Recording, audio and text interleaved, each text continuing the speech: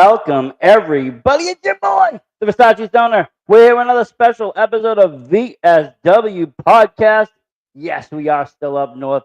Of course, why wouldn't we be? The wrestling is very fine up here. Weather, wrestling, on point. Weed, on point. And with us today, we got the one and only JP O'Reilly. Welcome to the VSW. How's it going? How are you doing today? Doing good. I just got done about 10 minutes ago going fist deep into a turkey to get it prepared for Thanksgiving. So that's how I started. I forgot it's like Thanksgiving. I honestly, because normally I'm doing some part of the cooking or something. This year, going to the mother-in-law's house. So it hasn't even crossed my mind yet that it's Thanksgiving. I'm just the first day I just get to show up. This is the first time ever that we just recently got our first house in April of this year, and this is the first time that I'm doing or we are doing our Thanksgiving where people are coming to our house. So for the last 29 years of my life, I've always gone to somebody else's house, and now it's the first time everyone's coming to my house, and we're the ones prepping it, and my girlfriend Hannah's doing a wonderful job at putting it all together. So she's currently in there putting the turkey together. It's a lot of work, but honestly, at the end of the day, you're going to be like, yeah, we pulled that off. It was our own holiday. I remember when me and my wife got a place and we hosted Christmas Eve and Christmas Day. We did back to back. And I was just like, I wanted to do it. I was like, for once in my life, I don't want to have to get up, go to 20 different houses, visit all these people. I want everybody coming to me. Yep. I want everybody to come with the kid. Come and see the kid here, instead of us having to drag him out. So I did it all. It was a lot of work. But later that night, I was like, damn, we did it. We never did it again, but we did it. Yeah, we might learn that lesson for Thanksgiving and be like, you know what? We're gonna go to the mom's house next year, probably after all of this. Awesome though. Because it is fun. But when you're not fizz deep in turkeys and stuff, I take it you're in the ring, right? Oh yeah, absolutely. I've been wrestling for going to my 10th year. Wow. Yeah, and nonstop. I haven't taken the longest break I took in my 10 years was 6 months maybe, and that was due to my one and only injury that I ever had, which was an unintentional injury, but it also added to I changed my work life whole thing around, and I had to work on weekends, so I couldn't do any shows, and the only show I could do was 5 minutes from my work. So I'd go to work, I would bring my gear bag, I would put my gear on at work while I was working, and then I would drive to the venue, which was 5 minutes away. I would go on first. This was during my lunch break. I'd have an hour lunch break. I'd drive down the street, I would go on first, and then I would drive back to work, immediately walk through the curtain, grab the keys, grab the bag, back in the car, back at work, and it's 7:35. Leaving at 7 o'clock, I'm back 7:35. Show's in the middle of going. I had just wrestled for 8 to 10 minutes, and then I go back to work, and I'm just drenched in sweat, and I'm just sitting there working like it's nothing. And I did that for months. I remember used to go on my break to smoke a blunt or something, but yeah, if you want to wrestle a match, go for it. Yeah, I'd clock out for an hour and I'd come back and just completely worn out and tired from my lunch break. A little time, self-submerge, maybe make extra money during the day. Right, I know. Make more in the break. If I had time, I would have brought merch. I would have been able to sell it. I had time just to walk in, I'd call the match, just whatever, and just leave. That was it. It's impressive though. So you said you started 2014, around that time? I started training 2014 and then officially debuted 2015. Early 2014, I should say late 2014, I was still in college, and I had a buddy of mine who was currently just in the middle of training here and there with a company that was up in the Bangor, Maine region, known as IWE. They ran from 2008 all the way until March of 2020. and I started there, and basically it was just training on during like the days of their shows. They did back-to-back shows on one weekend, so they always do a Friday and a Saturday. They do one show down in like a central Maine area, and then they would do it in their home place, which was Brewer, which is literally across the river from Bangor. So it was that central hub of where like the most people was their hometown area. And Especially then, like Maine was such a different landscape for wrestling then. oh yeah, back even before then when I started training, like you had NWA on Fire all over the place. They were all over the place, no matter where you were. They were in towns that like you wouldn't even think of running, and you go, why did they run there? And they still drew well. Like, it was very surprising. They would draw no matter where they went. They'd go and do these fairs, and they would have the whole place filled to the brim, people. So they kind of, I'm glad that all the other promotions that had been stuck around or had started had kind of like piggybacked off of where they were doing shows. They kind of like cemented these places where wrestling now is just known for in these towns. Like there's a number of towns in the state of Maine that is known for wrestling. You have Bangor, you have Brewer, you also have the central Maine area as well. My hometown, which is the Fairfield area, which is AJ Styles wrestled in the Fairfield Community Center at one point in the last, like, I think it was like probably like 13 something years ago. I forgot what it was, but like you had, and you also, you know, you had like Teddy Hart, like, you know, people with games and stuff that were up in this area in those places, and those places still get run to this day. I mean, even this year, Lewiston got put on the map. I mean, in a big way. Lewiston, like, I know the NWA Fire did stuff, and it was years ago, but like in the last 10 years, there had not been a show done in Lewiston that and that was like that was a nice turnout for vacation. Yeah, I was there. I loved every second of it. It looked phenomenal. I was very happy for Randy. Randy was one of the first few people I actually ever met in pro wrestling. I say that about a lot of people, but he was the first person, like, significantly that I had met when I started training. Like I said, I would train on a Friday and a Saturday once a month. This was for like only about 6 months, I believe. And then eventually, due to my work life situation, I ended up moving back home where my family was in Manchester, New Hampshire. And when my family was there, I realized, I'm like, I still want to keep doing this thing, but like, I don't know how consistent I'm going to be able to do it driving 3 to 4 hours, like, you know, every month, you know, plus just all the expenses and not getting paid for it. So, or I didn't even know, you know, like getting paid was even a thing at that point. So I found out once I went to Manchester that, I had New England Pro Wrestling Academy 45 minutes away from my house. And I said, fuck it, I'm going to do it. And I went there. Again, this is, by the time I got there, it was about, I want to say February, March 2015. And at that time, it was Brian Fury and, God, there were a few trainers there at the time, but yeah, I'm trying to think who was at Chaotic around the time. I know Brian Fury was over there. There's and Amato. Seth Rollins still. I don't know if Seth Rollins still a trainer there, but he was like the beginner's trainer. He was the one that started with everyone new. So and then Fury taught the advanced class. But when I walked in there, I was in the same room training with the same guys, like Christian Casanova. Warbeard was there helping train people. You had a couple other guys that were signed or are signed. Anthony Green was training there at the time with us. Cam Zagami. And look at that! Now he teaches there. Like yeah, which is circle. Like, it's wild to think of that.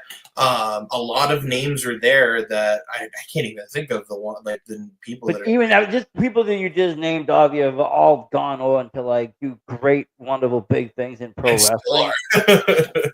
and it's just like it's wow, and like that's not even to take away what even Maine has. It's like people got to remember they could see MJF up there, they could see all these Chris Statlander was up there, all these people were up there right before AEW kind of Oh yeah. blew up, you know. And even going into it, I mean, if you look at some of the top guys today, they were sitting in limitless, like Danny Garcia. He's one of my favorite wrestlers, but Yeah. he was also the limitless world champion during the pandemic. Poor Randy having that champion's curse. The first few people that had the title. That's a great curse, though. I mean, It's a now great curse. every time these guys are on, TV, everybody wants to know where they come from. Oh, they came from Limitless. They came from Limitless. Like it's wild to think, but like then eventually he honed it down to somebody more local, and from then it worked on, because at this point, since then, no one that's been champion so far has gotten signed anywhere big yet. So he's kind of well, yeah. I mean, AG still over in He Noah. was there, yeah, and then he came back, absolutely. But like, I wouldn't honestly. Well, I mean, I can't say that. What's his name? Alec Price. I noticed is now he's going to be actually working. there's that ID contract for that man. That man deserves an ID contract. But I just saw him like working GCW too, so that's a good. That's another plus. And Channing Thomas eventually, I think an ID might come his way. I mean, and honestly, when Desmond Cole is right there too, though. I mean, the energy that kid can draw, and what he's done in the last even 2 years. Just the story he's told to get there. It's a better story for me than what I saw with Cody Rhodes, honestly. Yeah, honestly, I agree with that. But yeah, I went there with all those great names and stuff, and I was fortunate with my time that I was there. I was only there for about 6 months, and I mean, I definitely got what I paid for. I didn't necessarily. I could have kept going with my training at that point, but I did not. Due to a lot of personal factors in my life at that time. There's a lot of transitions, a lot of different things happening in my life, and I still wanted to integrate wrestling somehow into it.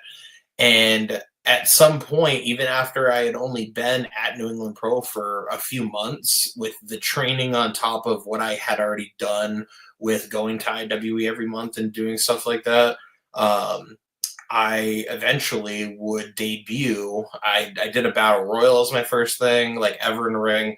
I didn't even have a name because they were just like, we just needed a body in there. So threw me in there. I actually ended up getting throwing someone out, surprisingly, as like a no-name person. So it was just like kind of like the staple point there for my career. And then the next month, it'd be like June. I think it was like June 2015. I'd have my first ever match, and my first ever match, oddly enough, was with Johnny Primer. So nice. Yeah, that tells a lot there. So I love John to death, but that's how I started my first match with John, and it was a very quick, short match. And then from then on, I just started doing single stuff. Eventually, we had this collective group of people in a training class through IWE. They were called the Brass Ring Club. There is a photo on my Facebook somewhere where there's a group of all of us, and it was a fairly large group. It wasn't just wrestlers. There were people in it. There were managers, referees. Eric is in the photo. Eric Johnson is in the photo too. Yep. He was Eric Johnson originally trained me from the beginning. And for the first like 6 to 8 months, Eric taught me all of my basic stuff. And he's like the Killer Kowalski of Maine, isn't he? That is the perfect way to describe him. Is the Killer Kowalski of Maine. If you go anywhere in the Maine wrestling scene, it does not matter where, you can say his name and people will know who he is. So especially when you're doing if you're doing a show in the Bangor Brewer area and Eric's like not on your card, they'll look at the people running the show and be like, "Where's Eric?" Be like, "Why is he not on the show?" This is literally he is the one that created essentially the ground that majority of us guys that live up here had a platform and could continue on and do the things that we're doing now. Because if it wasn't for Eric, I wouldn't be who I am as a wrestler. I would have never started. I probably would have never wrestled at the time. No, And and I mean, and that's that's the where, thing. You could be the greatest wrestler. You could go to school every day of the week, but if you don't have a proper platform where you can grow and be seen, yep. what are you doing? What are you doing? And that's great to see that, because I think a lot of people did flourish out of the main area because of these platforms that were set up by people like him. And but yeah, I hear his name like synonymous with main wrestlers. That's why I had to ask. And a lot of guys have said, either they started training with him, or at some point they got training with him, And now he's or a they've done trainer at the dojo. seminars with him. Being Like, a it's just, trainer at the dojo now for him kind of gives him that credential that like anyone that trains at the dojo is getting trained by Eric. So like they're all learning the ways that I learned. So there's a lot of similarity, or there's a lot of more understanding with a lot of the people that I work that come from the dojo, and they understand the same type of wrestling ethic that I do because of them being trained. Between Alexander Lee, guys like that, they all learn the same concept of wrestling. So it's a lot easier to go out with them and put on a really fun match. So no, yeah, I can see that. And that's the thing. It must make for good chemistry too, if you guys, kind of on the same page of, this is where, our understanding, this is where our fundamentals are at, this is where all this is going, and this is how we think a match kind of should go. It makes for like a lot easier of a time, I'm guessing, when you guys are working together. oh yeah, whenever it's a dojo kid, I'm just and it's just one-on-one, I'm like, cool, this is going to be fun, it's going to be easy, and it's going to look great. Like I have never have any nervousness like at all, even if it's someone I never worked with or have never wrestled one-on-one. There's a couple kids in the dojo that have been wrestling for, well, at least over a year now, that I still haven't wrestled one-on-one, and I would have no problem wrestling them on any given show, any given day, because like I know that I will be able to work with them. That's awesome, though. And like I said, dojo now another school that I don't think it wasn't there in 2014. The dojo wasn't operating there. No, there were no wrestling schools in Maine in 2014. It was you had Eric, but that's once a month, 2 days out of the month. Like that was it. That was it was like we called it the compound. Is essentially what it was. It was like a 2-day camp once a month, and that's what it was. Up until, of course, the dojo was born, but the dojo wasn't born until way later on. All of the people that came from that era of time, the Brass Ring Club, the compound area, kind of like I first started training with Aiden Agro and Danger Kid. We the three of us started at the same exact time. They started wrestling a few months earlier than I did, and then I slowly came in behind them. And then for the first 2 years of my career, we would just pull out banger matches, because we just knew each other from the start, and they saw what I was learning from New England Pro Wrestling Academy, and then we were taking all of that and everything that they were doing with all the seminars that they were doing, all the stuff that they were learning from everywhere. They were traveling up and down all over New England, before I even had a chance to step out of state. And I give them so much props to how fast they blew up and were able to go as far as they did. I just think you could have been the third member of MSP at the time. I know, at this point. Well, and technically, in a as it probably doesn't say on my cage match report, but in video evidence proof, I have pinned all three members of MSP at some point in my career, whether in singles or multi-man style matches. So technically, I have some little holdover over that. Hey, maybe someday you should mention it to Agro, because he seemed to get quite the attitude now. I have the video proof of it. I'd be like, hey, just to remind you that there's some people out there that beat you. Come from a lesser side. No, but yeah, no. My first couple years of wrestling, my first year of wrestling was I stayed in state. I didn't go far. I only wrestled in IWE for almost my first full year of wrestling, and then eventually I took on the likes from Larry Huntley and I would then go on, start doing stuff for Larry. I worked the first ever. I don't know if you've heard of these shows, but they're down in Portland. They're called Gino's Rock Club. Yeah, I heard they're like the best show in the world.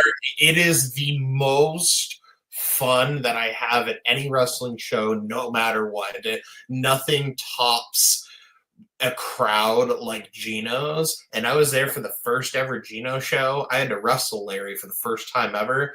I had walking pneumonia, and I didn't realize I had it. And I was like, Larry, I don't really feel so good. And he's like, you'll be fine, kid. Like, you'll be fine. And I'm like, all right. And we go out there, and I fucked up something, and he gave me his chop. I keeled over, and I had my back exposed, and he 5-starred me so hard on my back.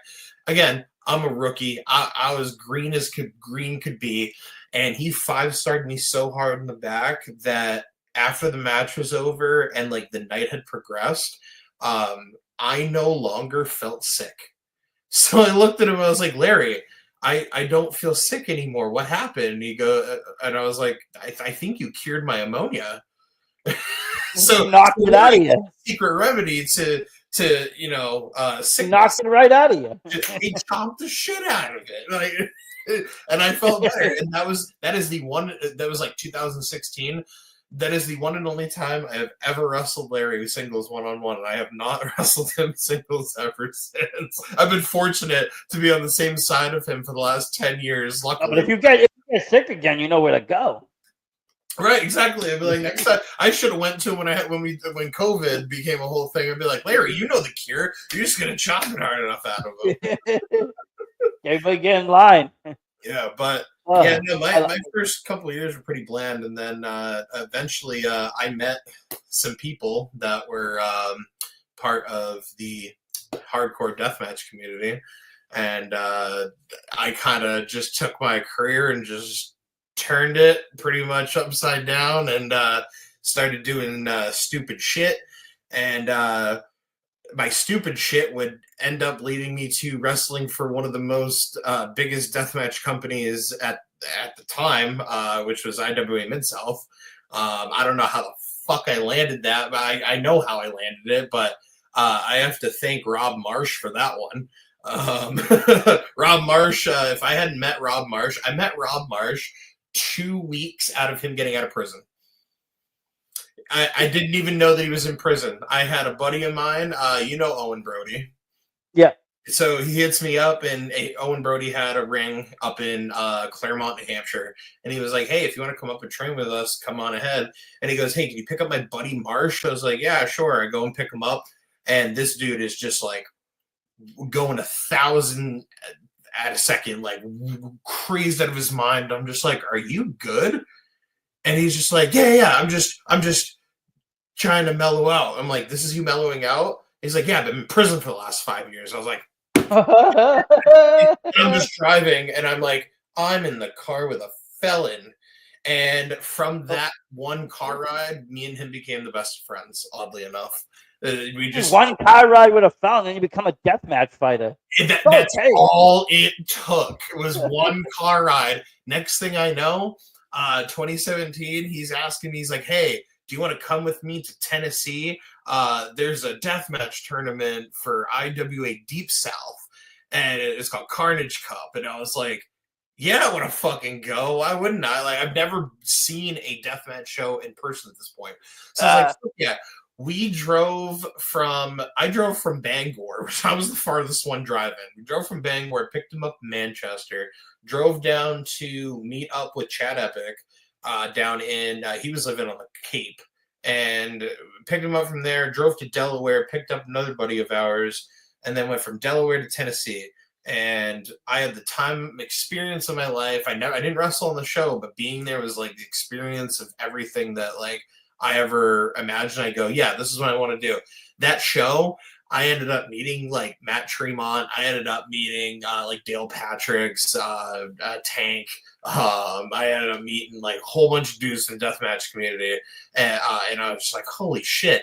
And then, of course, and Tremont's one of my biggest idols. So meeting Tremont was like kind of like that dream come true scenario. And I feel you. Once, So I'm a big fan too. I'm sponsoring him coming in on to Focus Pro this Saturday night. yeah, Brian Bayside. I'm a little mad at Bayside right now. I saw Bayside a couple weeks ago at New World Wrestling, and I was like, "Hey, you're wrestling Tremont? Fuck you! That's my dream match, you asshole." I sponsored Tremont to come in though, so any blood on his hands is gonna come back to me. I've been working the last 3 years to try and work Tremont in some sort of fashion, and also in other fashions too.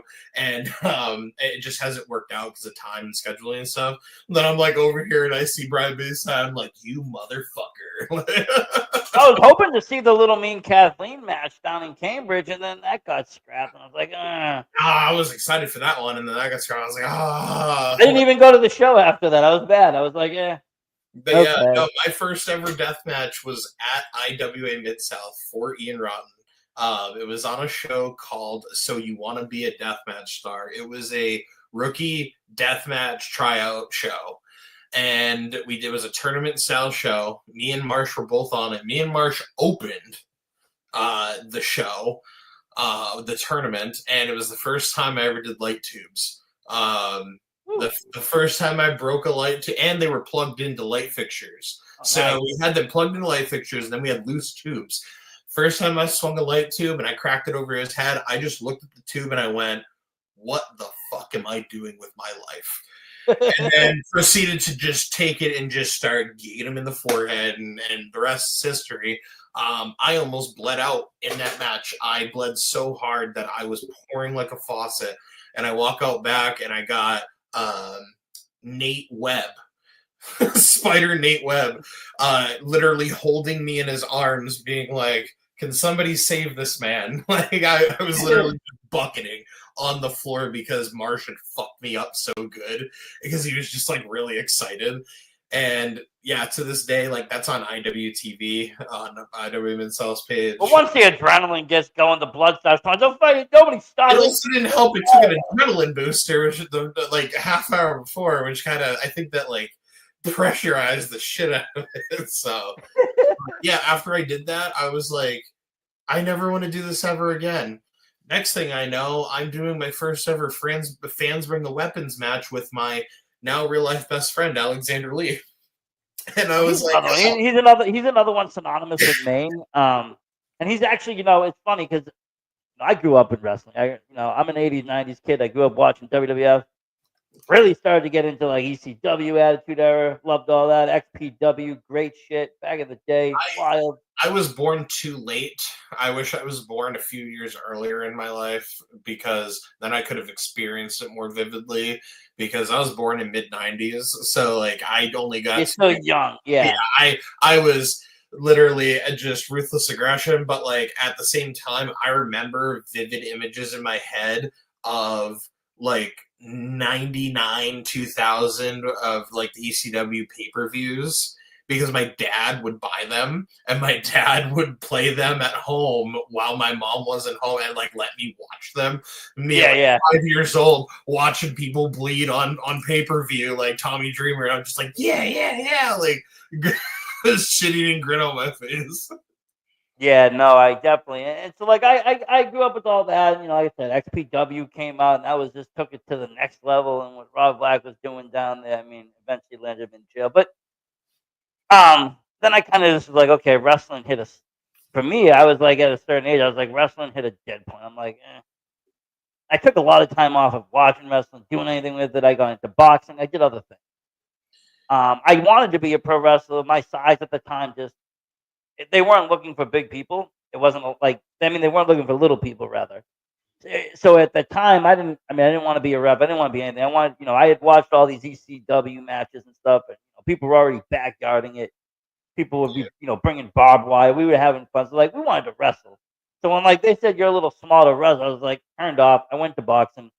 Took a lot of time off. But when I stepped back and came back to wrestling, I walked into this indie show in 2017, NCW out Dedham. And it's funny. I probably was on that show, bro. Probably were. You probably wouldn't recognize me, but I probably, if it was 2017, probably. Yeah, probably. 2017 around, and I walked in and I saw, MSP. I saw Anthony Green. I saw, what you just mentioned there, and Montero's more. a good NCW. Ike Montero, exactly, and love Jason Montero. Devine, Ricky Medeiros, all these guys were there, and it changed the way that I, perceived wrestling, because when I went to indie shows as a kid, the fire department would come around and sell us tickets. You'd go, there'd be like straight up, honestly, bums on the show. Like you wouldn't know any of these guys, but you would Yep. know like the Honky Tonk Man, you would know the Warlord, the referee from WCW, but you wouldn't. They would just didn't care about anything else. They just wanted you in there for those artists. And when I stepped in 18, 17, 18, in that era, it's like everybody had a spot on the show. Everybody had a character. They had, they were put together. They were the superstar. We didn't They were have to wait to see yeah. anybody. And I was just like, okay, I can dig this. Between that and how much more intimate it was in a WWE show, getting to meet these guys in the half, getting to be sitting that close without, spending your whole life's fortune. All those little things add up, and it's like, this is really fun time. Yeah. But yeah, those were some of the guys. I remember seeing Alex Angelini. He came out with the Bowie that show, and it was like, damn, who is this guy? And then I heard the Hardcore Jesus, and I watched him in Maine. Crazy as a wrestler as he is as a person, he is. I love it though. As a person, and that's why I love him to death. He did a lot too in the pandemic. The pandemic era, I have to say, between what Limitless did, Chaotic did, yep. and what NCW did with all their shows, kept us all engaged enough to like, can't wait to get back to pro wrestling. And then B, it also gave us a way to kind of slow down and learn the promotions, learn the people, learn who each character was, and kind of break it down. So it gave me, someone like me, a platform that I was able to do like weekly preview shows, weekly recaps, do interviews. It was a really nice way to kind of get into and learn a lot about the indie team because we had the time to do it. Whereas compared now, if I jumped in now, it'd be like too chaotic. I would have to, weekends are like show. And during the week, everybody's busy. Unless everything, you have to coordinate. Very simple and peaceful, pretty much all the way up until the pandemic. Like you had your pros of the pandemic where there were the people that were able to run events, even if there was no one there. You had the Limitless doing the road shows, the road series, and that literally brought people in that had never been on a platform at all for the first time, and now those people are literally staples in Limitless at this point. So like those type of platforms, and I know Chaotic, NCW, they all did the same thing. All of those people had a platform to go on, no matter if everyone else was shut down and closed for a while or for good. The pandemic, on top of the Me Too movement, eliminated a lot of companies and a lot of people's careers. But the people that that stuck around, didn't get their fingers in deep shit. Stuff like that, they now have a name for themselves because of that era of time. And it seems like everything that happened before the pandemic that was like indie pro wrestling, as far as New England, and even farther than New England, East Coast, stuff like that, seemed a lot more easier and manageable to focus on and focus on before the pandemic. Now everything is just all over the place, like absolutely chaotic. You have promotions that come in and they're there for a year or two, and then drastic things happen and they're gone in the blink of an eye, and then it's like, well, yeah, I mean, when they say anything can happen in wrestling, it can. You could have a promotion come in, run one show, and then be gone. You don't know why. They, promoter could have ran out of money or didn't pay anybody and just leave. You could have promotions. There's been like I've worked for a lot of people. If it wasn't for pro wrestling, I wouldn't have met pretty much 90% of the people that I do now. And if it wasn't for some of these situations that people had put themselves in, I would not have had the platform that I did to wrestle some of the people that I never imagined on ever competing against ever. Like, who are some of these people? Who are some of your dream matches that you've had? So I say dream matches, but so early on in my career, I got to, and everyone, people in indie wrestling just be like, oh, whatever, and some of these, and then some would be like, oh, it's cool. I never imagined that I would ever be wrestling Tony Atlas in my first 2 years of wrestling, and I was like, and it, like actually working a match, not just like hokey pokey shit, and then like that, it was like legitimately working 2 separate matches with him, and I'm like, what? I'm like, what am I doing with my? I'm like, how am I doing this? Eventually, it's hilarious though because the youth don't know about him because like it's crazy because I was telling I obviously grew up like I said 80s 90s.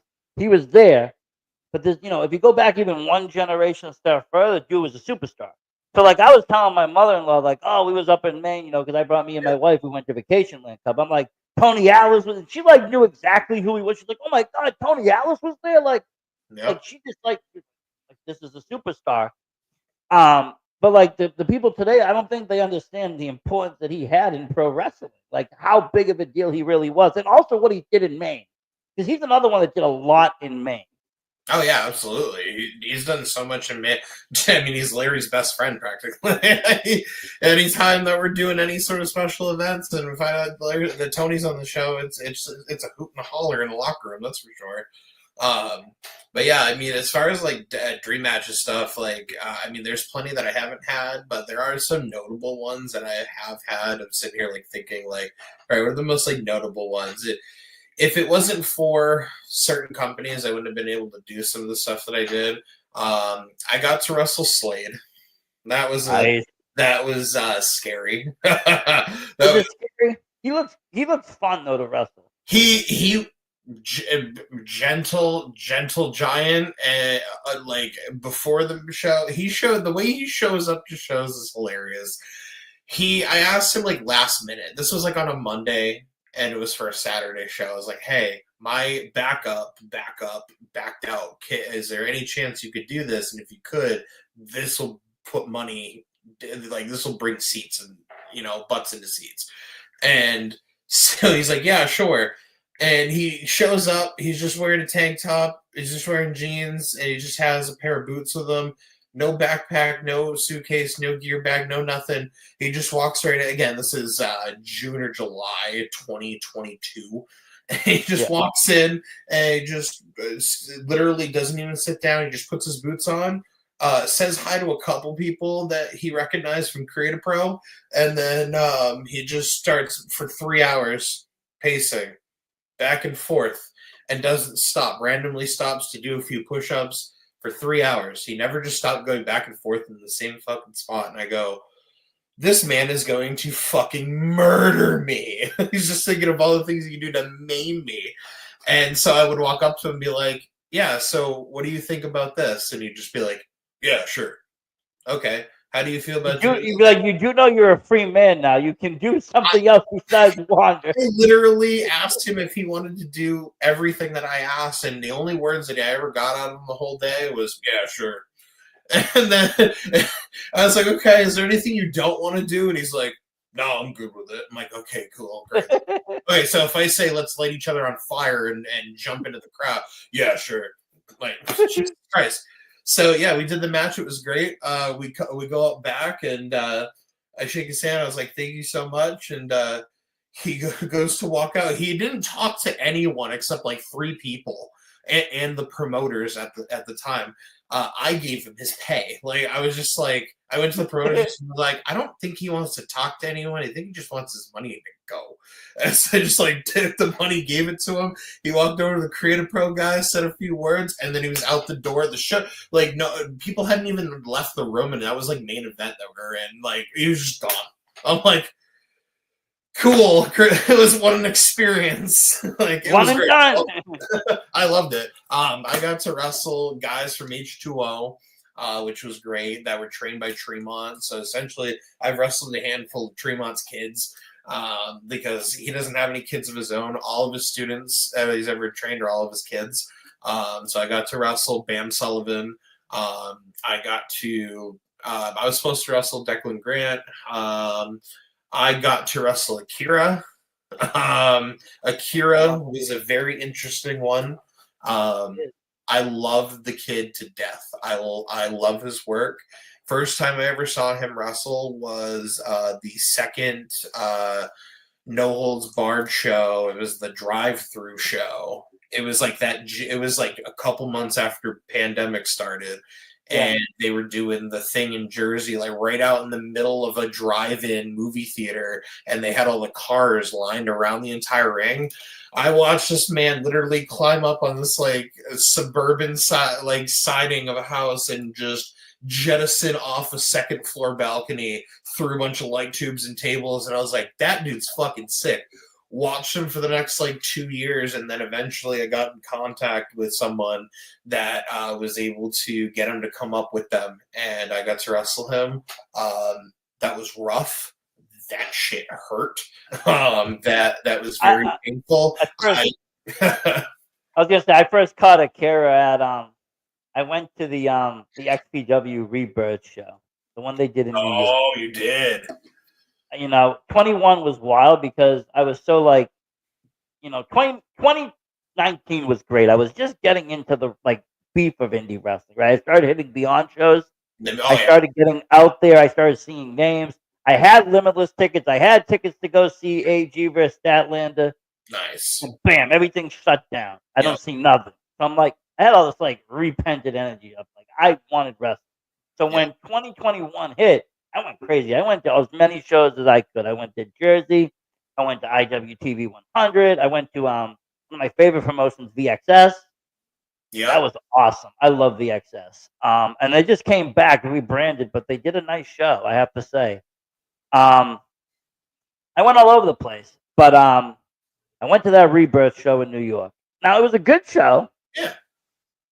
I just don't think he was thinking about where to do a deathmatch show because, like, I mean, they got Schlack on there. The guy starts bleeding. The commissioner comes out, stops the show, like, immediately. I love Schlack. I love that human being to death. The James is a wild. It's New York, though, and, like, they don't allow blood, so it's just like, what are you doing here? It's New York. Yeah. Can't do nothing. Akira, he faced Brian Cage, and they gave, like, a hell of a match. A lot of good stuff that night. But yeah, Akira's another one that, I've seen him now at Beyond a few times. He's done a couple other matches. He just had, I believe, his last death match with Drake Younger this past weekend. He got a good sized fucking hole right in the side of his stomach that's put him out for a while. But he was hinting at that was probably his last death match. And I know like he works for MLW, so like, but then they were allowing them to do deathmatch stuff. But like, I think he's like looking at a wider platform now. Oh yeah, and I mean, not for nothing. I mean, you have like kind of two guys. You got guys that can just do death matches, and then you got wrestlers that can deathmatch wrestle. Yeah, you got the workers that can do death matches are my favorite. Like Marsh was one of those dudes. Rob Marsh knew how to technical wrestle, but when you gave him a weapon and you added that technical wrestling to it, the things that you would see this man do with any weapon while having someone in a submission hold, you'd be like, holy fuck, that looks nasty. Like I loved that shit. That was like always my favorite thing ever. Like, and now you see guys like, John Wayne Murdoch, who I also met. I met John Wayne at the first show that I ever competed on. He was the opener with Nate Webb at that IWA Men's Health show. So like watching from that point to what he's doing now with Game Changer is like work, and then fucking jump off the fucking scaffolds doing the scaffold shit. Like I've done one scaffold bump in my career, and I'm just like watching him do it every year. I'm like, fuck that. No, thank you. I'll never forget the VXS show. Redacted was on. He like just dove off. He just dove off of something. I had him on social media. I'm like, because I just keep throwing hints at him. I'm just like, hey, fucker, like you need to come to Maine. It's just like I was like, I want some stupid shit. I want some like crazy shit to happen. Like I had him come on my show not too long ago. Great guy. But he loves that shit. It's funny because the deathmatch wrestlers, they have like this, like I said, they have a little like a taste for the blood. They enjoy it. Granted, hairline just because of deathmatch wrestling. This isn't genetics. This is all from just getting everything under the sun poked under my head. Yeah, I got it from the stress of watching deathmatch. hoping no one's gonna get killed. But no, I think deathmatch wrestling is something that's really kind of evolved over time. I remember, like I said, the early days when I was in the 2000s. There was no light tubes maybe, but there was glass. There was other things. Yep. Light things started coming on. People have upped the ante on what they do for a death match. Sometimes they're pretty more bloody than they ever were. But you have matches that are bloody, and then you have matches that are bloody for a reason. There's a lot of matches that are bloody for no reason. You're just like, and if they don't look that good, it's not appealing. Like, if you're gonna have a fuck ton of blood, it's either you're having a really great match and something accidentally got fucked up, or you're having a shitty match and just bleeding for absolutely no reason. Yeah, and then like the second is kind of like what I'm saying, like anybody can kind of go in and just beat the shit out of each other. Anyone can punch anyone in the face, like, and make them bleed. It's whatever, but it's like, add, the entertainment value to it and try to make, tease the things, like make the awe factor, my whole thing is you'll see something set up and 10 minutes later, all of a sudden it's used and they forgot about it. And they're like, oh shit, we forgot about that thing that's in the corner and it just fucked him up. Like, the worst is when you see people bump on Legos. I have to say, that's cringe. I've done 3 Lego matches in my career, and I've won all 3 of them. Let me tell you. And the first 2 were with fucking Duplos, because Larry Huntley is an asshole. So this motherfucker, every year, Larry does a Lego death match. It always features whoever wants to do it. So me, wrestling for him for almost the last 10 years, I'm like, Larry, let me do one, please. Let me do one. So we built a story, and we built it pretty good too. It was with me and B.A. Tatum, and we did promos. The promos were fucking hilarious, and it led up to where we were gonna do the Lego match. And he was on his way to the venue, and he fucking blew a tire. So we're all in the locker room. Show starts in 20 minutes, and Larry just looks around, looks at everyone, and goes, all right, who's the dummy that wants to fucking roll around the Legos with this fucking idiot? And out of everyone in the room, Monty Arias literally stands up from him and Kid V. Yeah, neighborhood. So Monty stands up, and he was the only one there out of the 2, and he looks at me and goes, I'll do it. I was like, fucking bet, let's go. And we go out there, put on a fucking, he had never done any sort of matches with weapons at all. Nothing at all. And when I went out there, I looked at these were totes. These were like probably 15-gallon totes, and there were 2 of them. And I go, oh yeah, there's plenty of them. And I go to open up the top, and I look in, and they're all fucking Duplos. And I go, that motherfucker. I thought they were going to be the small, regular size Legos. No, they were just, fucking blocks, just giant ass blocks. And I just look out, and this was at a Gino show too. My favorite fucking venue where I get the best reaction. I just look up to the fucking locker room, and I'm like, you motherfucker. So I poured them out, the whole ring canvas, just with one bucket. It was just covered, and I go, oh, fuck. And we had a fucking banger of a match, and then Larry loved it, and he was like, hey, so we're going to make up that Lego match with you and BA. We're going to do it at, this was called Skip's Lounge, which is a place that NWA on Fire, EWA used to run shows back in the day. It was like a sports, like, bar type of place. It was really, really nice venue. And we ended up doing the Lego match again, but this time it was with BA. And that's what my Facebook profile picture is. On Facebook is me pile driving BA into the pile of Legos. And so yeah, we did that, loved it. And we did it with the same Duplos. I was like, all right, I'm already fucking used to this shit. So well, if you've done the Duplos, the Legos can't be that bad. Dude, and so I'm like, okay, at this point, if I do Legos, they should be fine, right? So then fast forward to August of this year, me and Primer do a Lego. He's the one that wanted it, wasn't me. He wanted the Lego death match, and for the MPW hardcore title.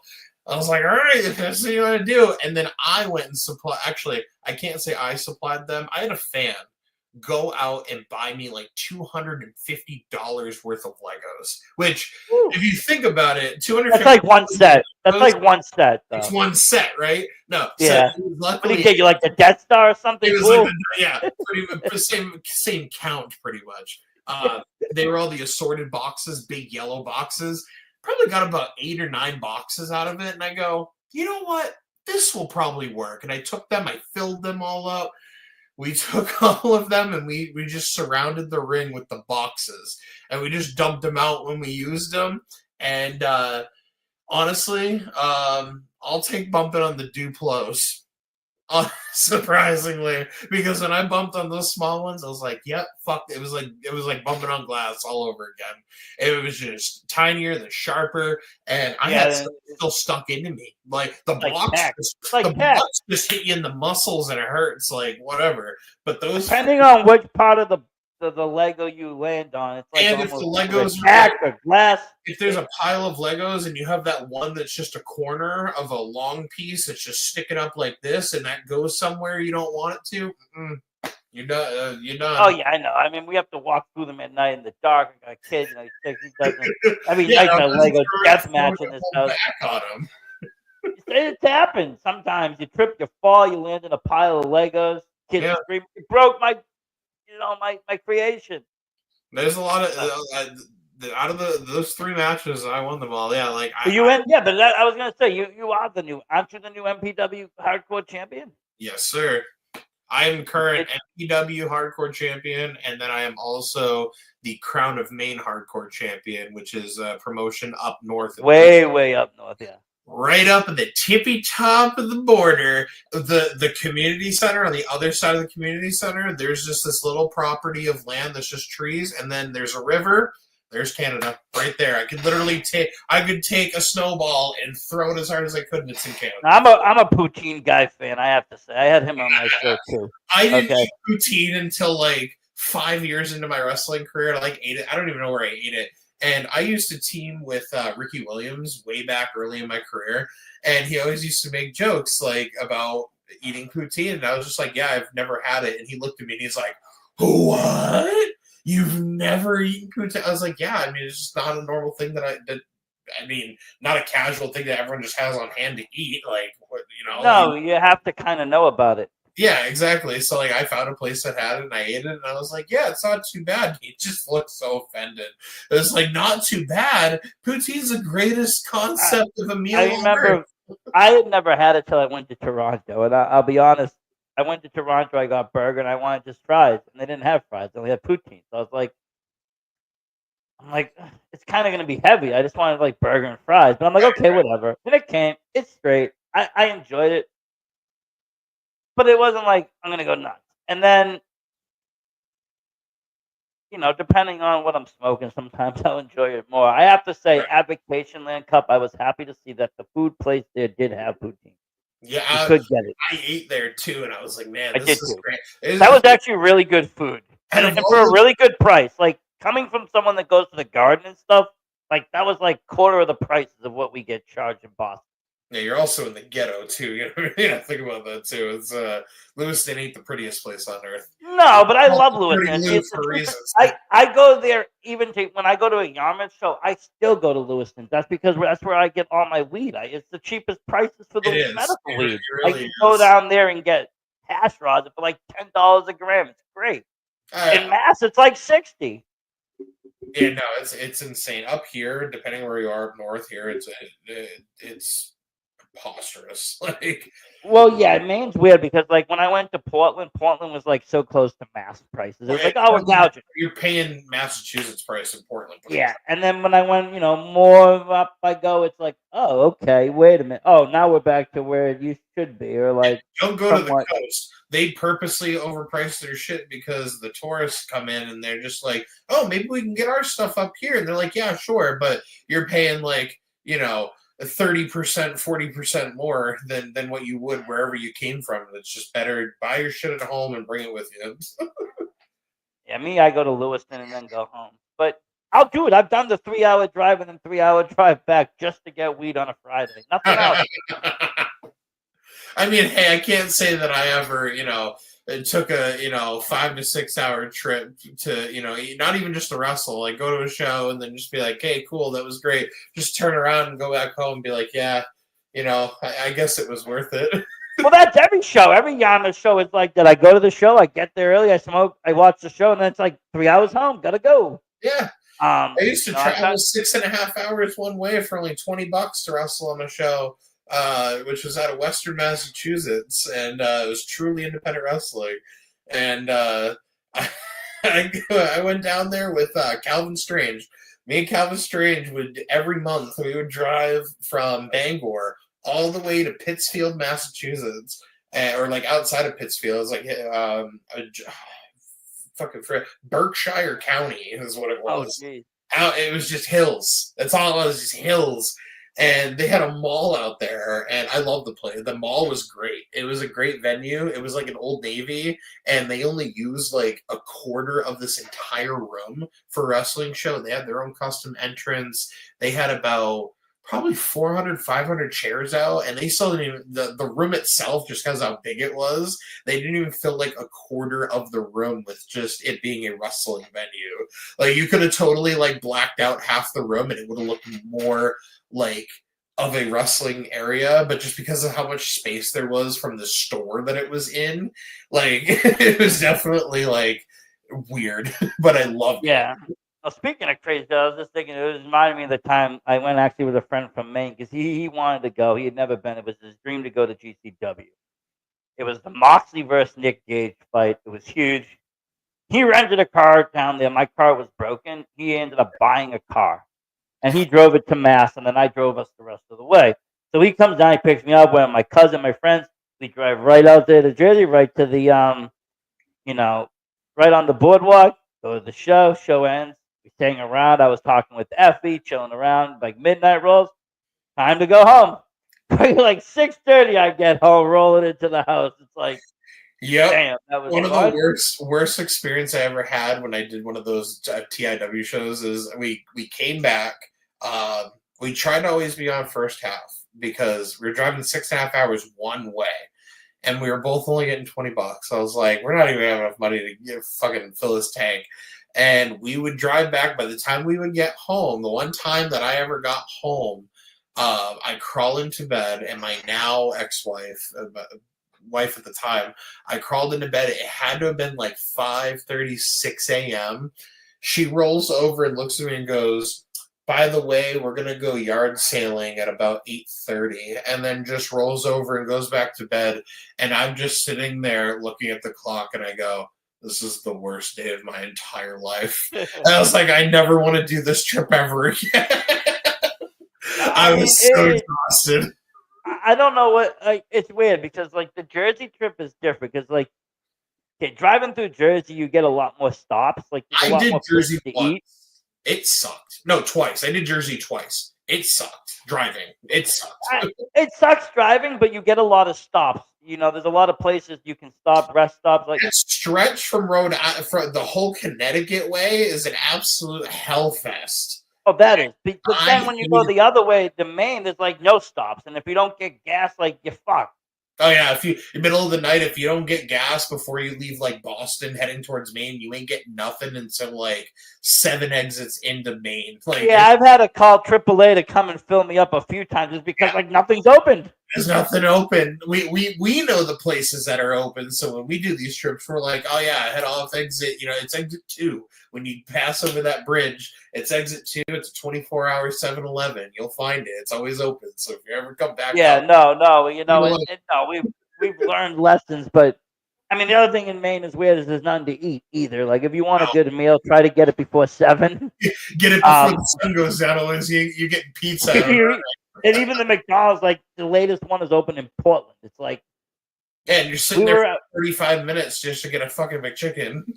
We stayed in Freeport one night. I was fucking starving the whole night until the buffet in the morning. I was like, there's nothing open during the day. During the day, I had everything. I was at, eating like the ice cream. I was down here. I was getting the pizza place. The wife was going shopping. It was great. Nighttime was like sun went down, freaking vampires come, everybody goes in. Yeah, 7 a.m. 7 p.m. They're gone. But and that's the only difference. Jersey, everything's still kind of open as you're driving through. But then Jersey had its own issues. There's no like. There was a problem with the gas out there too because there was. And I don't know if there's no self-serve pumps. Yeah, so I didn't know that you couldn't pump your own gas in Jersey. I thought somebody was fucking with me. No, that's true. I literally, me, Chad, and my girlfriend. So the first time I ever wrestled at H2O, I was supposed to have Tremont come up to Maine. This was like November of 2022 for a promotion I shall not name because redacted.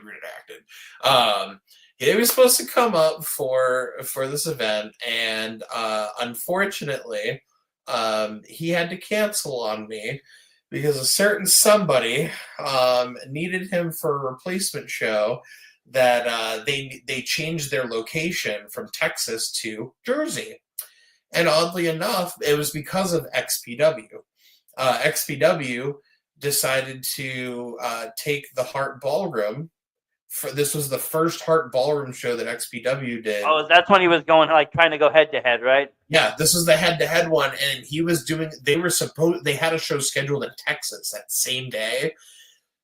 Danny canceled it and booked the same day down the fucking street. Down the street, same time, same everything. But down the street, and when I saw him repost that, I'm sitting there looking at my phone, and I looked at the date. It's the same date as the show that I asked Tremont to be on, and I go, he's going to take Tremont from Tremont's going to cancel on me. 3 hours later, I'm getting a phone call. It's Tremont, and I'm just like, hello, and he's just like, hey man, I can't do the show. I was like, So he's like, but I'll cut you a deal. And he felt bad. He felt terrible because he never wanted to do it because of that reason. He said that he would bring up one of the students to come wrestle me, as a replacement, and would also extend the olive branch to me to come down to an H2O event. So I said, absolutely. So he gives me a kid. His name's Declan Grant. And the week before the show, Declan got COVID. So I was like, I built up a 7-month story with Scotty Cerriti. I love the kid to death. And we were doing this whole feud thing where he was throwing different guys from death matches left and right at me. That's how I got to wrestle Slade, was because of Scotty. I got to wrestle Bam Sullivan. Then I had the Akira match. And then it was supposed to be Tremont. Tremont doesn't happen. His student doesn't show up, so I ended up wrestling my best friend, Alan Prophet. And we did a full-blown hardcore match because it was the only person left. I was like, listen, I need a favor. And Alan hates doing hardcore matches, and he goes, I would only do these with you. And we went out, pulled out a banger. Less than 2 minutes into the match, we go to do a spot, and he broke his ankle. Continues on for 15 minutes like nothing ever happened. I didn't find out until 2 months later that he had broke his ankle in the show. He goes, oh, did I ever tell you I broke my ankle? I go, no. Yeah, there's video of me. I'm coming in for a drop kick. He never spread his feet apart. He just had his legs together for some stupid reason. It was his fault, and he admits that it was his fault. But he never told anybody during the match. Nothing. Just kept going. No, and he didn't say anything to anyone, but I could tell when he was walking around and selling, he was hobbling, and I was like, why the fuck is he hobbling? And his ankle just going along. I didn't even know that it was just broken. And we pull out a bang or whatever. And then the H2O show was the next Sunday. So I was like, I cut a promo. I was like, I'm going to H2O and I'm going to fight whoever they throw at me. And so I do that trip to Jersey. We go into Jersey. We're going to get gas, and I'm the one driving. I roll up to Jersey, and I get out of the car, and I hear both Chad Epic in my backseat and my girlfriend going, what are you doing? And I'm like, I'm going to pump gas. And they're like, no, you don't do that here. I was like, nope. Is it a crime? No, but they don't allow it. And then the worst, so when we went on that Friday, we left at 3 in the afternoon and went to VXS. I was staying the whole weekend out there because VXS was that night. Next day was Camp Leapfrog IWTV 100. So we head out to VXS. We drive this nonstop. We don't even think about where we're gonna stay. We just go. The show. We finally get through the New York traffic. We get there in time. You know, the person I drove with is like dead tired, but I'm like ready to go. Okay, let's go. Great matches. It was I think the main event was Willie Mack versus oh the WWE guy there, Too Cold Scorpio. Oh yeah. Okay, great matchup there. Great matchup. And so afterwards, though, now it's late. We need to find two things: gas and a place to stay. Yep. The gas, we're driving along. The gas stations are closed. We don't find nothing open, so we have to drive into Pennsylvania so we can pump ourselves. So we drive into Pennsylvania. Then we come back. We finally find a place. The guy's like, $100, you can stay here. It was like a crazy motel. Like I went in there, the whole place smelled like cigarettes, burn holes everywhere. Like I slept with one eye open. I'm just like, okay, listen, we're just staying here till morning, and then we're just gonna wake up, go to breakfast, go to the doubleheader show, and go home. Right. Like I just kind of chilled, and then the next day, but I was like, we gotta fill gas before it gets even remotely like late because again, I don't want to drive back into Pennsylvania. Right. Fuck that. But yeah, that was interesting. Jersey. The only thing also about Jersey is the tolls. The tolls are terrible, all the way up and down. You just pay a lot of tolls. So first time on my way through when I went over, this is when me and Marsh went to Tennessee Mid-South. I had never drove over the George Washington Bridge before. When I drove over it and it has that like sheet of different exits and the prices and everything, I look at it and I go, yeah, we're going towards Delaware. And I'm like, did I just pay $15 for a fucking toll? I was like, I had a post about it. I was like, this is fucking garbage. Great, this is like 2017, so I can't imagine what that fucking toll is now. Oh God, it's $50 toll. 50 fucking. Oh yeah, I believe it's $50 fucking dollars at this point. Yeah, 2017. I thought paying $15 for a toll was outrageous. When in Maine, the biggest toll that you were only paying for at a time was $2 at the end of the bridge. Yeah, I think like all together. I mean, I have to say it might cost like $6 to $8 depending on which way I go. If I go on to Maine, because you got to go through New Hampshire and everything else for me. But Maine isn't that bad compared to the other way. When I've gotten my bills back from like 21, it was like $20, $30. I'm like, from what? He's like, oh, you went through New York, and I was going every weekend to all these different shows. Yeah, I got the pass, so I was just going through them all. And then they sent me the bill. I'm just like, Jesus, like everything added up to like $150 worth of tolls for all the trips that I did out to Jersey and wrestling out in that way. Gross. Between that and Ridgefield Park, I went to a few shows out there. Oh, but great wrestling though out there. I wish it was a little closer or easy to. It also really smells too driving through Jersey, like really bad. Like we were driving through, and I couldn't even put my windows down. It was just so bad. I'm like, what is that smell? And Marsh would be like, "It's fucking Jersey, bro." I'm like, well, you guys are from Maine. You're used to this like clean air, like pine tree smells and evergreens. See, we're from Boston, so we get the best of both. We got some clean air, but then we get some dirty water. So it mixes. The worst thing I smell is at my job is there's these like gas furnaces that next door that their vents blow into our vents, and I work in a room that has no windows, so all my air comes from the outside, and you get this toxic fucking fume smell, and I go, man, this literally smells like Jersey as if I was back in there all over again. Yeah, you might as well just do death match 24/7 with that kind. Seriously, like. But yeah, I mean, but yeah, you are from it. Like I said, Maine's wicked clean. That is one thing about Maine. Like it's almost as clean as Canada. Almost. Canada's spotless. Almost. Canada's spotless. When I went there, I was amazed. There was nothing on the ground. There was nothing anywhere. Everybody was like, everything was clean. But I remember when we went to Brewer, his Brewer's way up there too. Like we started seeing like Tim Hortons sign. My friend was like, yo, we went to Canada. I'm like, there's no way we gone to Canada yet. We would have had to show passport. He's like, no, there's no way there's a Tim Hortons outside of Canada. Oh Like, yeah, look, we're there's getting. plenty of them out here. Oh yeah, we I'm got. like, if you go close enough, they're on the other side. Yep, there's two in Bangor that are literally like not even an exit apart from each other.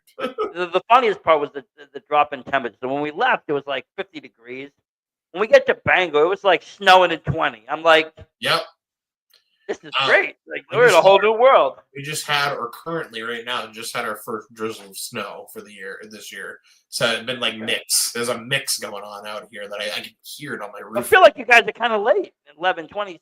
I mean, It kind of. So last year we didn't have shit for snowstorms. We had one snowstorm that maybe over a foot of snow, but like these last few years before last year, we get pounded with 4 to 6 feet of snow uh, uh, every like 4 weeks. Like we get raw. You got to plan shows around the weather.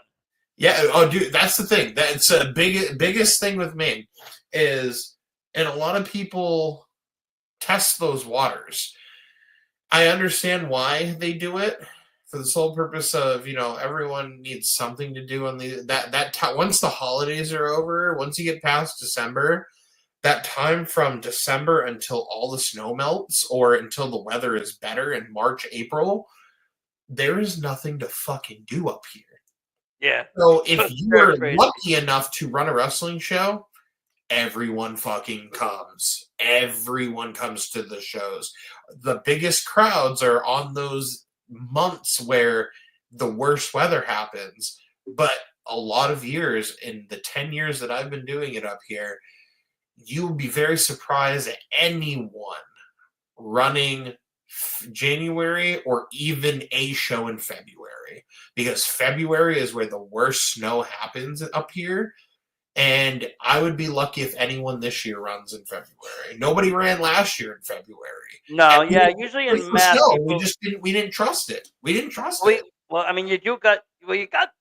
I did see you got Matt Cardona coming in January to Herman. That's going to be wild. Which is great. I think January is going to be fine. MPW will have a show at the towards the end of January, and I think, honestly, it might be fine. It's that those are iffies. Like I'd say like 60-40. Like, but see, the problem is I think is wrestling. Yes, when you have these big shows, obviously you got a lot of local fans, but then you start to get out of state fans. You're gonna have people like me. You're gonna have a bunch of people like me. They're gonna want to come to see these high fights. We're not gonna be able to come if there's a snowstorm. We're not gonna be able to go through 3 different highways of snow. No, it's not feasible, nor is it safe half of the time, especially if it's actively storming. That's why no one ever books a show in February unless like it's very, very local for a crowd, just solely based on like if it snows, we'll still have something, or like it's just never from January to March. It's like just stay out, just don't do it. March comes and it's like a reunion.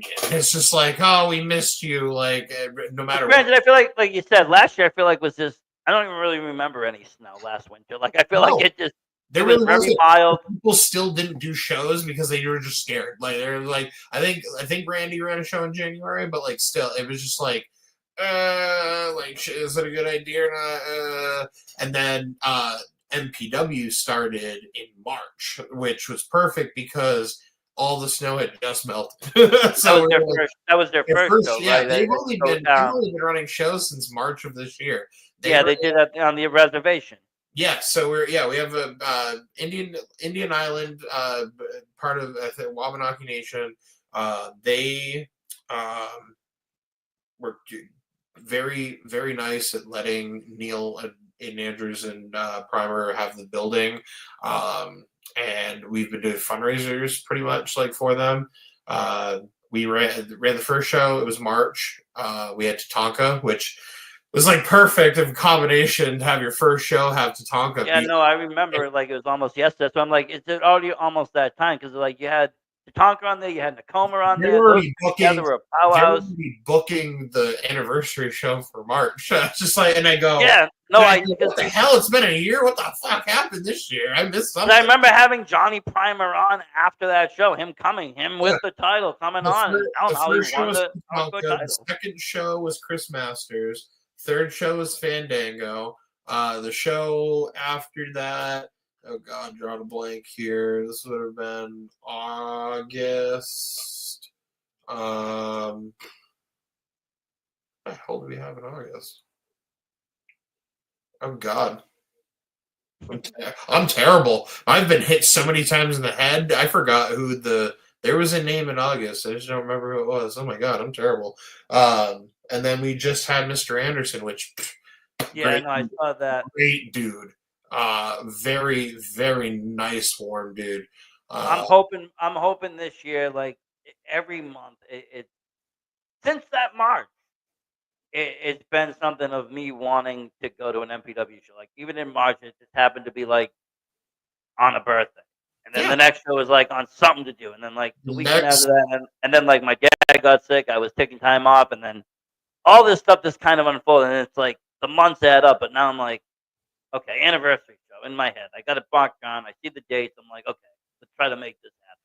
Because I mean, again, like you've been in the scene for about 10 years. You're saying all these companies now across Maine, you got a lot more variety of shows, and they're not overlapping each other. They're all in like different sectors of Maine. Everyone has their own like. It's not territory based, but it's like people respectively know where to run and when to run up here. Because everyone works with each other. Like it's not like Jersey where there's fucking 40 promotions running around in a little area this big and they're all just like toppling over each other. You have the staple of Maine wrestling, Limitless. They do their shows in Yarmouth. You have Larry Huntley, which is down in the same area, but Larry works with Randy, and Larry supplies the ring for Randy. The ring for Limitless is Randy Huntley is Larry Huntley's ring. So yeah, no, you see him tightening and stuff, yeah, and they then work that stuff out all the time. But like Larry, he runs the Southern Maine area. He runs shows South Portland. We have the Portland Gino shows, which are the big ones. He also will run up towards the Central Maine area where we have our Fairfield events in the big community center building. And then you have, the Bangor Brewer where things have come and things have gone. It seems to be like an ever rotating factor of someone wanting to have a home promotion, home base to be right in that Bangor Brewer area. We had Let's Wrestle in Old Town, and Let's Wrestle went to Brewer. We had a phenomenal building for. I love. Are you talking about the where the indoor yard sale? That was great. I actually got up to one of those shows. The indoor yard sale is where I had all of those matches with all of this before Let's Wrestle took it over. It was for another company. And that's where I had I did some of the craziest shit that I ever did, was inside of that building. It's a great venue though. It's huge. I leaked so much blood in that poor building. The building owner at the time, Chris Carr, is a phenomenal dude.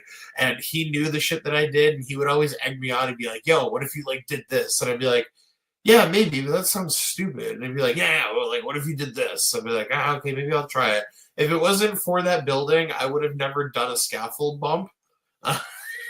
And I wasn't even supposed to take a scaffold bump. That was a funny thing. I was just like, yeah, that seems high enough. I should be fine with that. And then thinking like, well, the person I'm going to do it with, they're going to come with me at the same time. We're both going to bump. And I'd be like, yeah, we'll be fine. And we're going to get stopped by, going through a door that's covered in light tubes. Yeah, we'll be fine. And then we get up there, we're about to do the spot, and the person that I'm doing the spot with just looks at me and goes, I can't do it. I was like, we're in the moment and you're telling me this now? And I go, well, you're going to have to send me off and we're just like, I just threw myself. I literally just committed suicide. Jumped right off that fucking scaffold, went through the door, pile of light tubes, and I laid there. Chad Epic's managing me, and he's watching me lay there, and I watched this poor soul slowly. Took him 2 minutes to climb down this fucking scaffold, climb back into the ring, which, mind you, the ring was wrapped in barbed wire. So getting into the ring and then watching Chad look at me and go, you're going to kick out, right? And I just laid there pissed off and go for the reel back on the pin. And he goes, you're going to kick out, right? Oh no, he didn't kick out. Fuck. And I was sitting there and go, yeah, I'm just fucking done with this shit. All done. I was over it. And then I never did a scaffold bump ever again.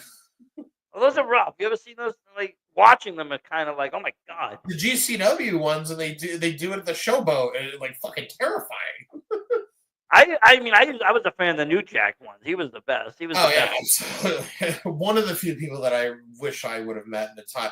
He even came up to Maine way back in the day. Primer booked him for a show. Yeah, which is it's to be like, hey, New Jack wrestled in Maine at one point, and he almost murdered a man while doing it. The almost part's kind of weird. I would think he would have did one, maybe one murder. Then what? Maybe he would have stabbed somebody in Maine. Maybe. Oh yeah, no. The problem was he was being told that somebody was talking shit about something, and that kind of just ensued him to have a reason to be like, I'm gonna go stab this motherfucker. Like pretty much. Well, yeah, New Jack, pretty much. Like he's like, you don't need New Jack doesn't need an excuse to stab somebody. Put it this way, it went like, God rest his soul. Because I actually talked to him a little bit.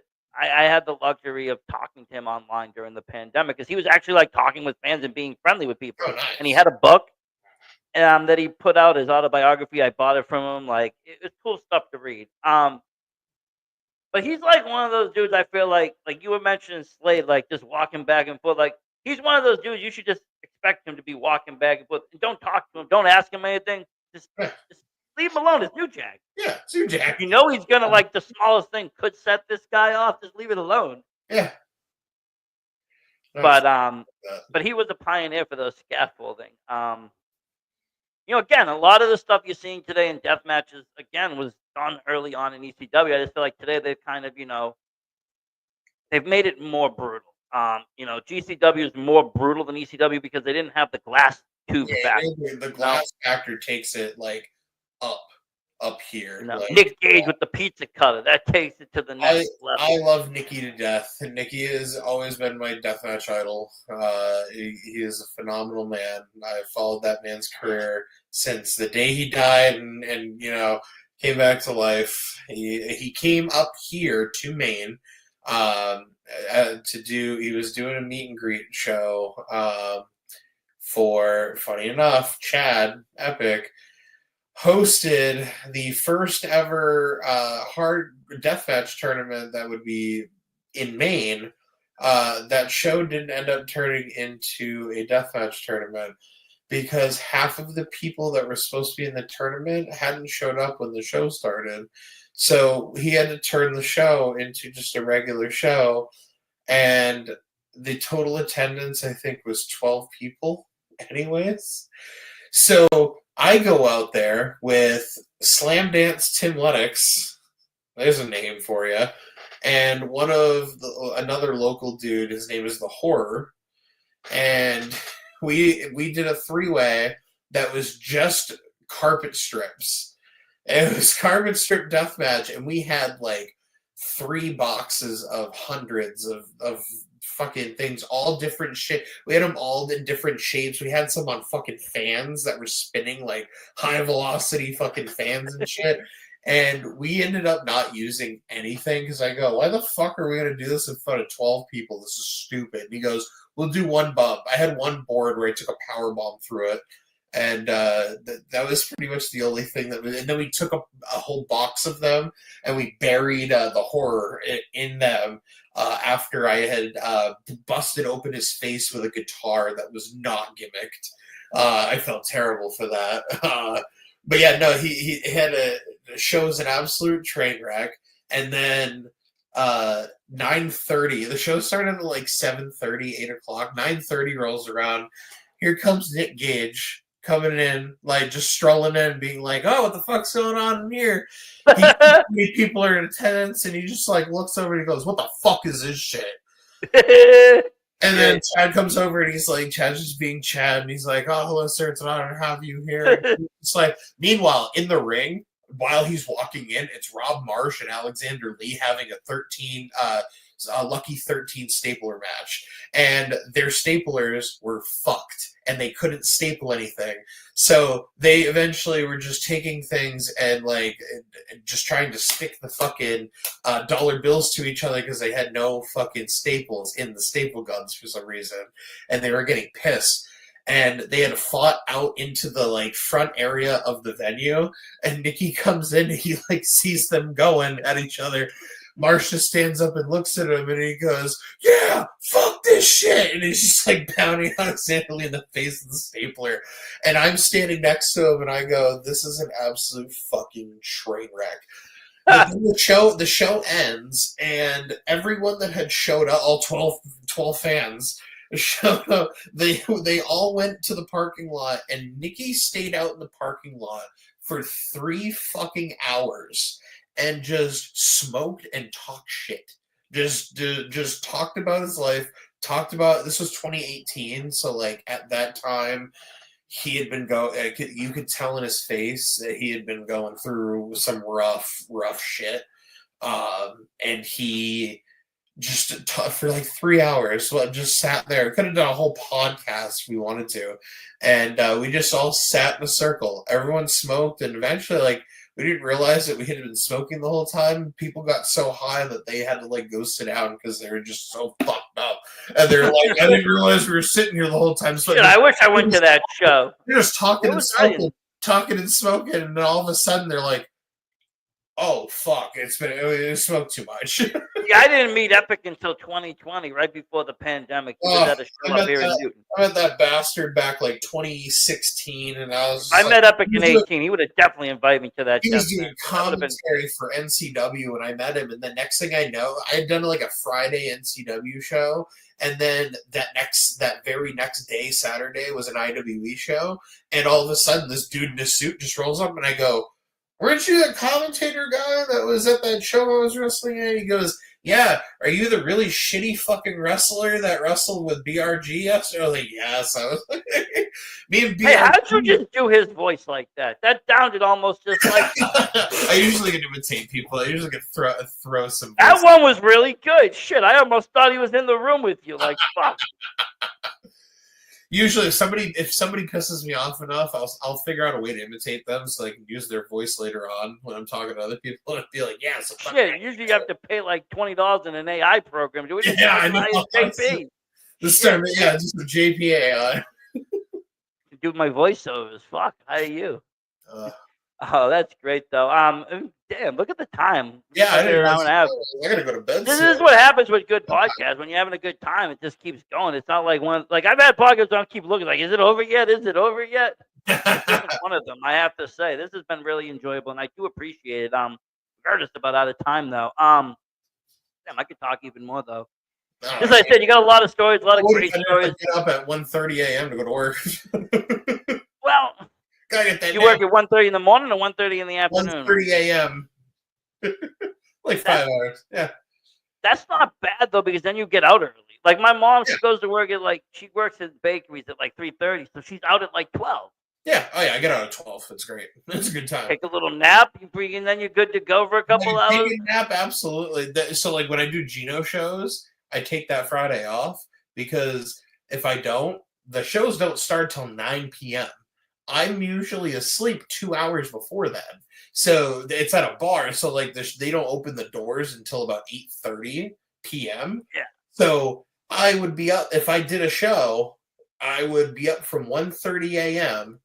and I wouldn't probably get home until 1:30, 2 o'clock a.m. the next day, Saturday morning, from doing a Gino show with no sleep in between. I'm fucking dead. So I was like, fuck it. He only does 4 or 5 Gino shows a year. I just take those Fridays off because I'm like, yeah, you're better off. And then I'm going to Gino's and I'm having the best fucking time while I'm fully awake.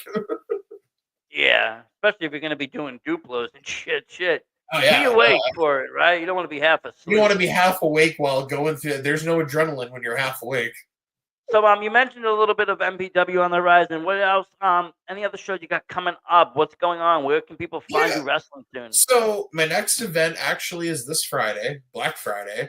It's for North Atlantic Wrestling Association. It's down in Fairfield, Maine. Larry always does a Black Friday show.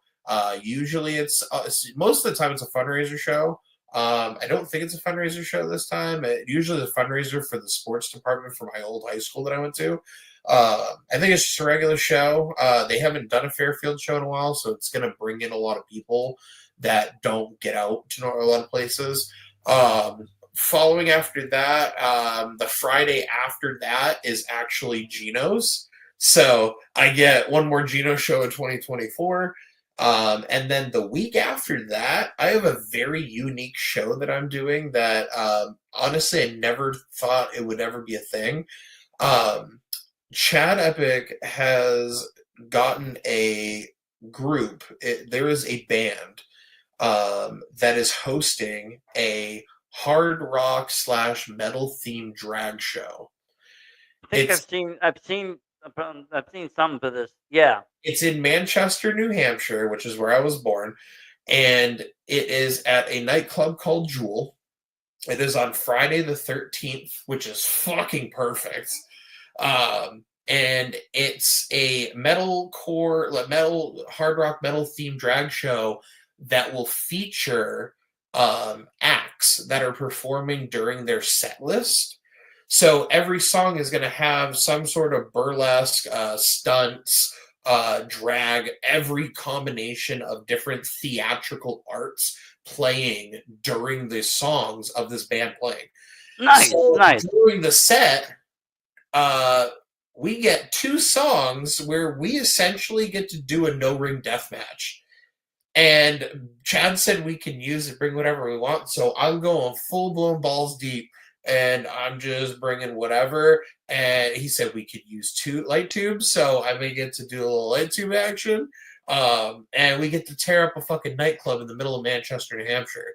So I'm pretty excited about that one. That's awesome. That's going to be great. Yeah. Great stuff happening. That's the fun of it. Wrestling is becoming like so much more like there's so much more to it. Like, you want to watch some classic kind of wrestling, you go to your NAWA show, right? Your NAWA shows. You want to watch a little bit of, some high end, maybe close to TV wrestling, you probably go to Limitless, right? You'll see some of the greatest guys going on. You have such a variety. But now you got like deathmatch wrestling, you got burlesque, drag queen shows, and I've seen those out in Rhode Island as well, and they draw and they're a lot of fun. And you got other promotions out there like Rad Pro Wrestling, which takes guys, changes them up, and makes them more character based. There's like something for almost every kind of fan. There's that cosplay wrestling show that happens somewhere down there that's really cool. It's all like superhero themed, but like they're in like I think I saw it in a 6-sided ring once, and I was like, this is fucking amazing. Yeah, like things like that. It's just so much different. There's like something for everybody. If you want to see it, you can probably find it in wrestling. You find it yeah. Where can you do the social media thing? Where can people find you? Oh God, you can find me at JP O'Reilly on Facebook. My Instagram is JP O'Reilly 95. My Twitter /X, which actually I had just redone, is actually JP O'Reilly. You can find me on TikTok, which I post a lot of my highlight stuff. I believe that is also at JP O'Reilly. I gotta double check that one actually. Yeah, JP _O'Reilly 95 is on TikTok. Twitter, Instagram, Facebook. Yeah, that covers the majority of them. YouTube, if you type in JP O'Reilly Wrestler, pretty much just a fuck ton of things in the last 10 years pop up my wrestling stuff between IWE, the Mid-South stuff, a lot of North Atlantic wrestling stuff.